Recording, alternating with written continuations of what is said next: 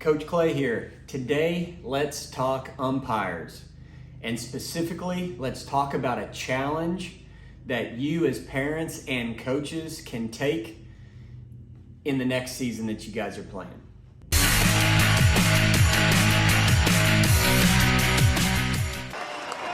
Ground ball, right side. Cabrera will cut it off. Galarraga covers. He's out. No, he's safe. He is safe. Are you kidding me? Why is he safe? You see right here. Why is he safe?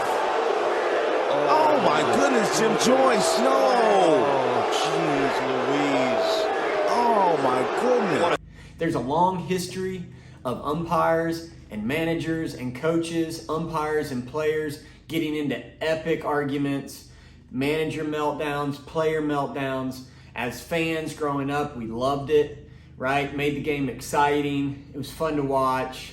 The reason why there's so much interaction between umpires and managers and players over the years in the professional game is because the stakes are so high. Umpires' calls had and have consequences. Umpires in the major leagues make a bunch of money. They have a bunch of training, and they should have a lot of experience. So umpires we're seeing on TV should be held to a very high standard and should be held accountable for their mistakes and for their performance. Youth baseball umpires, it's lucky if we can fill all the vacancies out there. Tournaments, leagues, they're always searching for bodies that they can put out in the field to call games. So the level of umpiring in the youth game is not going to be great. We have to accept that. We're going to be dealing with umpires that have very little experience, if any, and they're going to make lots of bad calls as they learn the profession. And let's face it, the consequences, the stakes of a bad umpiring call on our 7, 8, 9-year-old is not that great. Plus, we should be about player development, growing players, helping them reach their potential not only as athletes, but as young men and young women. And complaining about umpires, arguing with umpires in front of them, it actually gives them the wrong mindset to be a successful, competent athlete as they grow. I want to look at a couple big misses in the area of umpiring in the professional game over the course of my life. This is to show you that even at the highest level, the best umpires paid the most money to make the most important calls can all blow it. And I also want to talk about the stakes that were involved and the consequences that came from those bad calls. This was just a taste of Eric Gregg, Braves Marlins NLCS. It stopped the Braves from going to the World Series, cost the city millions of dollars. Atlanta Braves, their legacy. Again, another Braves call. This was in their first World Series against the Twins, where both teams had gone worst to first, and just started the World Series out wrong right here. Just a brutal call. You know, every game was decided by one run, I think, and here you are, you know, the player just clearly getting pulled off the bag, and an umpire that just has no clue, right? Falling for Kent Herbeck's little antics, like, I don't know what's going on.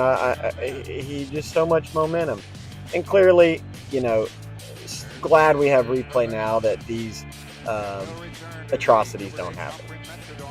The umpire challenge. The umpire challenge that you can take as a coaching staff, you can also ask your parents to sign on, is to not ever say anything to an umpire about a judgment call. That's an out call at first base. That's a ball or a strike call behind the dish. That's a call of whether the guy caught it or trapped it, whether he pulled his foot early or not, whether the tag touched the arm before he got to the base. Any judgment call that results in balls or strikes, out or safe, never say a word. That's the challenge. Maybe take that challenge for a weekend. Maybe take that challenge for a month. Maybe take that challenge for a whole season. There are some instances where we need to talk to the umpire and should talk to the umpire. That's any instance where a play or a rule or a call is putting your player's health or safety in danger. Those conversations need to be had when time is called and face to face, so that the umpire and the coach are the only ones really hearing this conversation.